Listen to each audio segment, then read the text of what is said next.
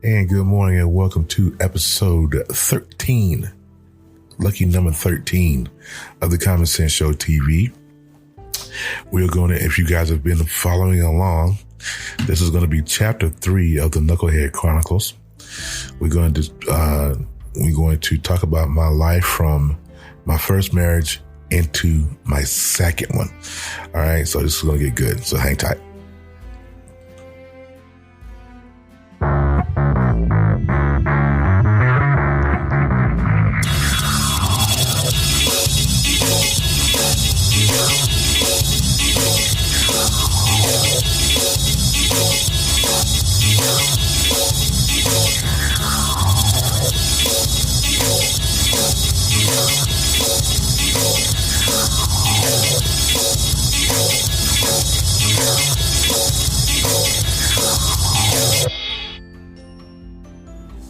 All right, and welcome back to the Common Sense Show TV.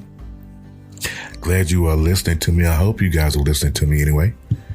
I always hope that when you guys, when I put my podcast numbers, I'm like, who's listening? Who's listening? But it won't show me who's listening. It'll just let me know I have a certain number of listeners. But hello, you guys. Today is January 31st, 2019. It's the last day of the month. Tomorrow is February the 1st. We're jumping into Black History Month. Wow. The first month of the year is already gone. Can you believe that? It's crazy.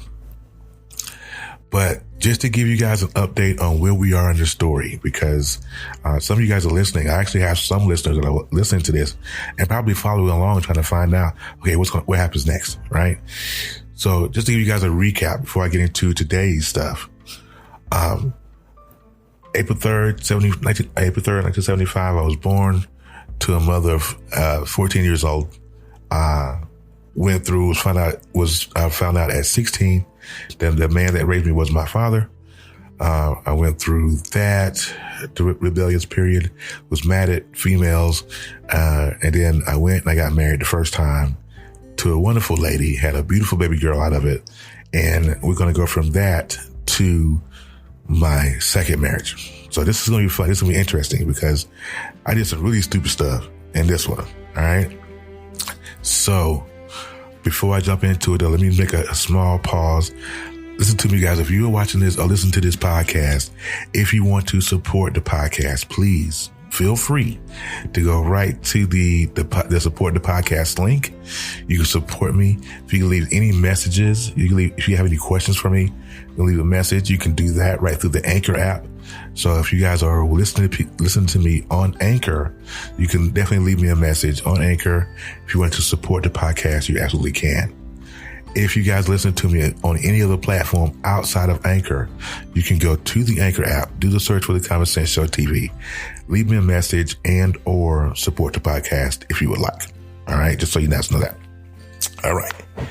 So we're in episode or chapter 3 of the Knucklehead Chronicles, right? So we're at this part of the story to where I've married my first wife. We have had our first daughter, well, my second daughter, I'm sorry. I already had one.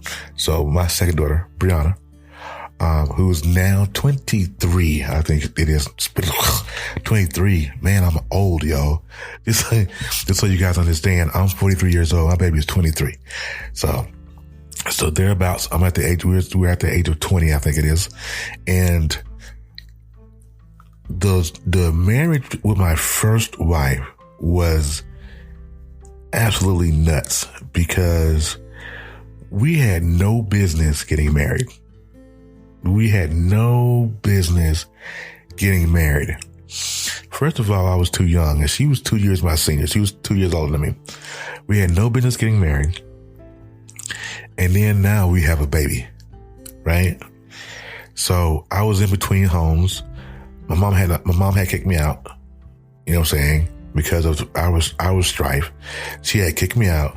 I lived with my grandma and I was going back and forth. And then when she was getting ready to have the baby, Mama said that I could come back home and then bring her with me. Now, just to give you guys a little bit of backtrack, I'm from a small town called Morven in North Carolina, and it's close to her doctor was in the next county or the next town over.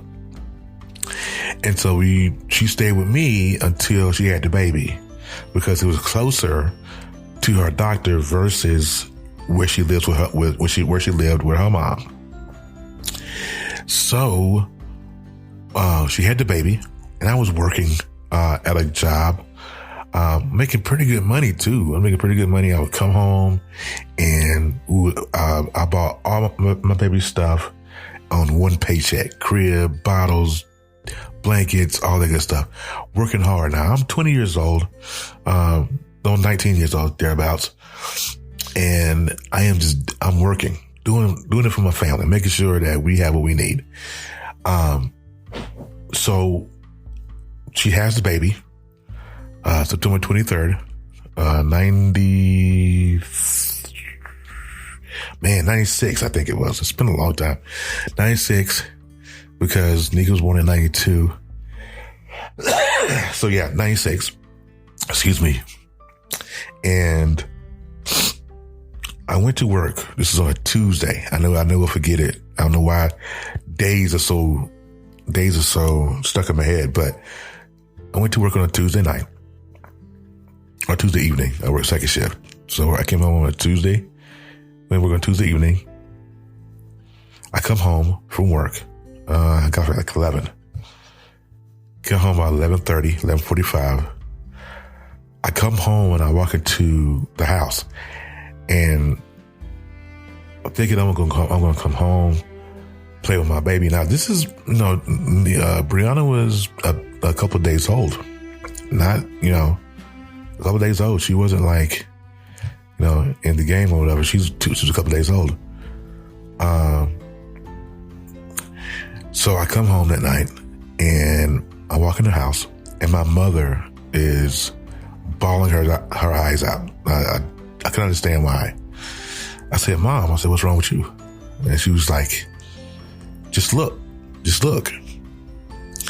And I looked around and she cleared me out. She took everything that I bought, everything that, we used, the crib, the blankets, the bottles, you name it, she took it, including the baby. And when I tell you, when I stared into that bedroom, when just the other night, it was full of stuff, baby stuff, diapers, a baby was there, and to walk in the next day and it be completely cleaned out. It was devastating to me.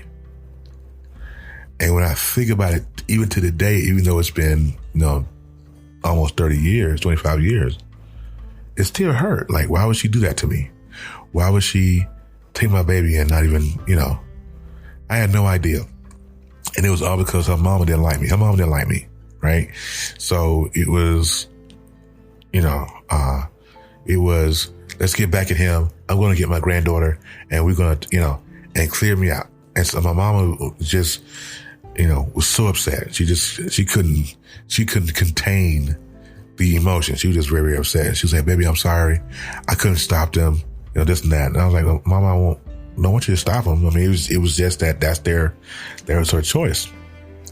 So for 2 months, you guys, I did not see nor talk to my first wife. And we were still legally married, but I did not I did not see my daughter. They talk to my wife, for 2 months straight.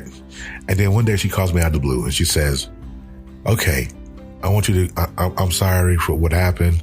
2 months later, she apologizes, and comes back and says, okay, well, I want you to come and see the baby, da, da, da.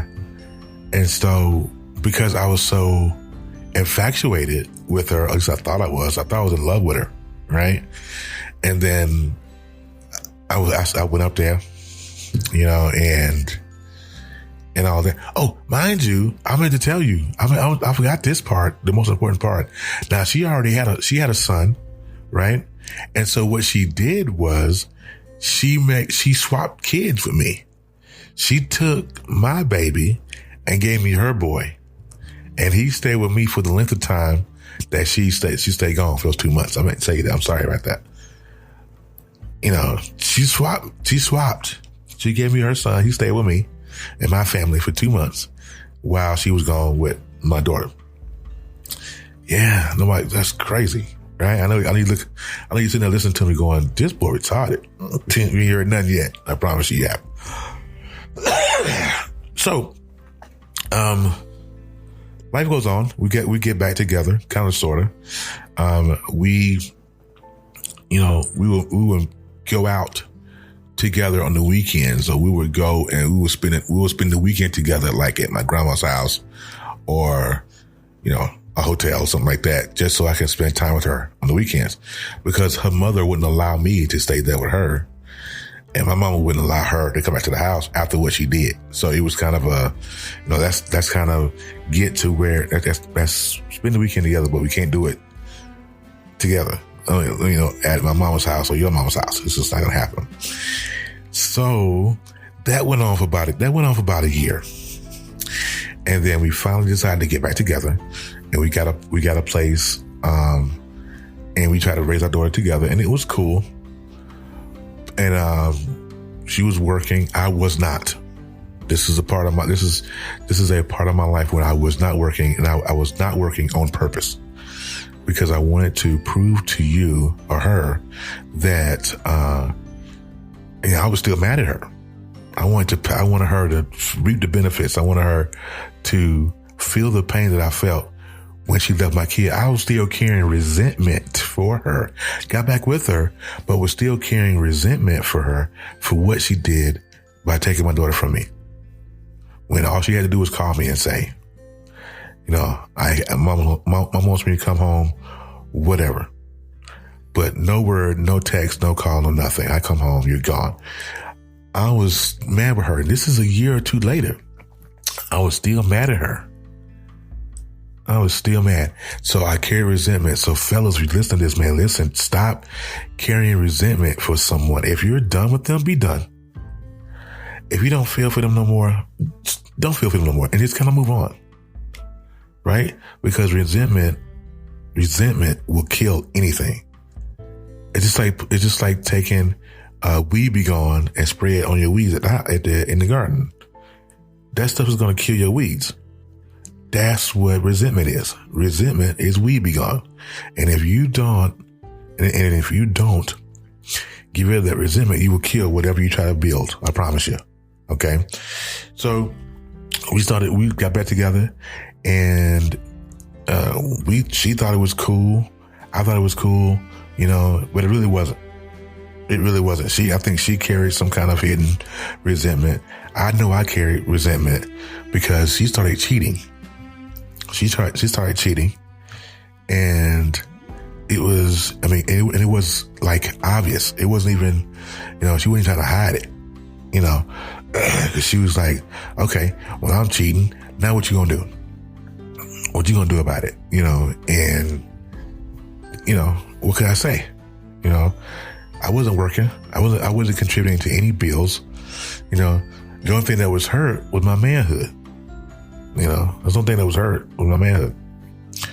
But she cheated. I caught her once. This is one time I caught her. She was cheating with a homeboy that I went to school with, and he lived the next street over. Well, actually 2 streets over.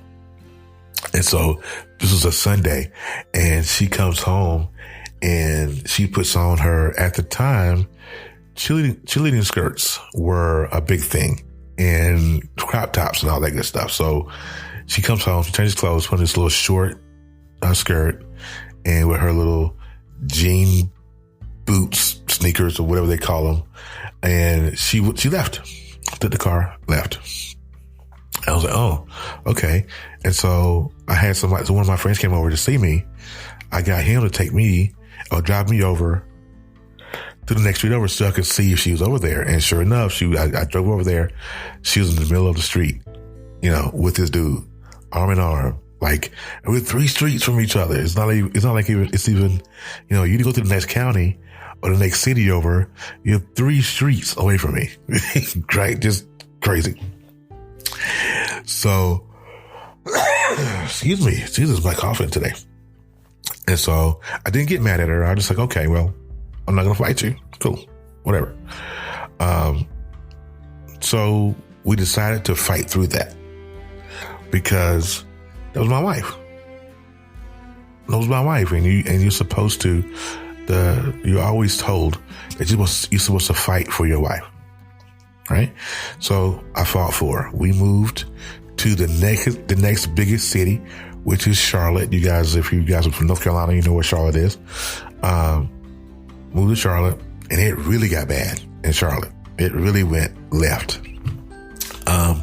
Was living with my great uncle, who was passed away, Mr. Willie Lampkin. Loved him. He was awesome sauce. Got me my first job in Charlotte. But we lived on the west side, over there off Kent Hill Street. Kent Hill Drive. If anybody knows anything about Charlotte, you know what Kent Hill Drive is. And you stay with him, me, my wife, my daughter, and my daughter, because her son went to stay with his grandmother, her mother. So it was just us three, and we had the one room in the back of the house, one bed, one TV. I was working, she wasn't. And it was just, life was fine. It was okay, I guess. I couldn't really complain, but still carrying resentment, still angry with her to a degree. And I guess she's still angry with me to a degree. Well, actually, when we moved to Charlotte, she wasn't really angry with me because she was trying to get me back because she had made a mistake and cheated and all that other good stuff. Now, at this moment, I hadn't cheated on her. I hadn't did anything crazy, but I was just mad with her. So one day, her best friend, her name was Corey. And she, that was her buddy. It was a road dog. You know what I'm saying? She called her up one day and said, hey, let's hang out. Let's go out. I should have known better of it because they used to party together, but I didn't think anything of it. I was like, okay, you guys go out and have a good time. She asked me, she said, Terry, can I go out with Corey? I said, sure, go ahead and have a good time. I don't have a problem with that. You know what I mean? So she goes out. I go to work. I had to go to work the next morning. I go out, I go to work, I wake up, she's not home. Why did we work early? So it was like 3 or 4 in the morning. So I really didn't trip on it because people stay out, and when they go to the club, they stay out for a while, whatever. So 11 o'clock the next morning rolls around. My great auntie, she calls me up. She says, at work, she says, Terry, your wife isn't home yet, and this baby is here by herself. My daughter. Okay. Okay, cool. Because the gap between me leaving to go to work and my daughter staying there, I figured she would be back home. I said, well, auntie, could you watch her for me while I go to work? She should be here in a couple of hours. She said, fine, cool. So 11:30 rolls around. Like I said, no sign of my wife. Dad has not called, nothing. So I leave work. I go home. And by the time I get back to the house, she's there. And she was like, I'm sorry. She's all teary-eyed and misty because she done went out, and her and Corey done went out, done spent the night with some dudes. And yeah, again, you just could not help yourself. With you with this chick, and you just couldn't help yourself. So long story short, we break up again. We separate. And I think that was, we tried one other time. She moved to a place out in Greertown. Again, if you guys know anything about Charlotte, you know what Greertown is. Greertown is one of those places that you don't want to go to at night. Hell, even during the day, you don't want to go to unless you know somebody. It was one of those places. And she got the place, and she was like, well, come and check out this place with me. We can move in tomorrow, da-da-da-da. And I went to go see her. I didn't like the place, and I told her I wasn't going to do this with her. I can't because of everything. It's too much water under the bridge. And so I kind of left her in Gridtown. I feel bad. Parts of me still feel bad for that. But, all the stuff that she heard. And so all that to say this, you guys, is that all of the cheating, all of the resentment, all the lies, I even did, I didn't talk about this, but I even did a stint in lockup because we got into a fight. Because the very, very first time she cheated, she came home with hickeys and all that good stuff.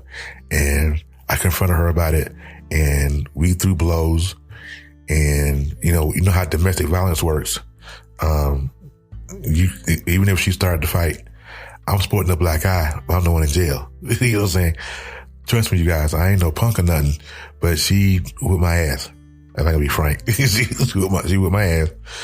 And it was because I let her. I didn't really get into it with her, but I'm the one sporting the black eye and the bruises, and I had spent 48 hours in jail. But that's kind of how the law works. But anywho, because of all those things, I could not continue to stay there. I could not continue to be with her. But the next step in my life was a complete cluster. We're going to get into that tomorrow. Okay. After I left my first wife, it was a complete disaster. The next step in my life. So, like I said, we'll get into that in chapter 4. Yeah, chapter 4. So again, I want to thank you guys for listening to the Conversation Show TV. This is my personal story. Everything that I say on this podcast, the last 3 podcasts that I've done, has been the absolute truth from A to Z. This is my life. This is how I got here. We got a little ways to go, but we are after the first 3 chapters. I'm up to age 21 at this point in my life. So we got a little ways to go. Damn. But you guys, thank you for listening again. If you'd like to join me on Facebook, it's facebook.com/BullsFan40. If you want to follow the Common Sense Show TV page on Facebook, it's facebook.com/The Common Sense Show TV page. Make sure that you put in the PAGE or you will not get me. You'll get some dude named Dave Hodges who does a political show. You don't want that. I also have a website. The website is theconversationshowtv.com. You can visit those websites. I need to update that now I think about it. But you can join me on any social media platform under the moniker of the Conversation Show TV, and I'll be there to follow you. I'm going to see you guys tomorrow morning. We're going to discuss chapter 4 of the Knucklehead Chronicles. I'm telling you, the story gets crazy. I promise you it does. You guys have a great day, and I will see you next time.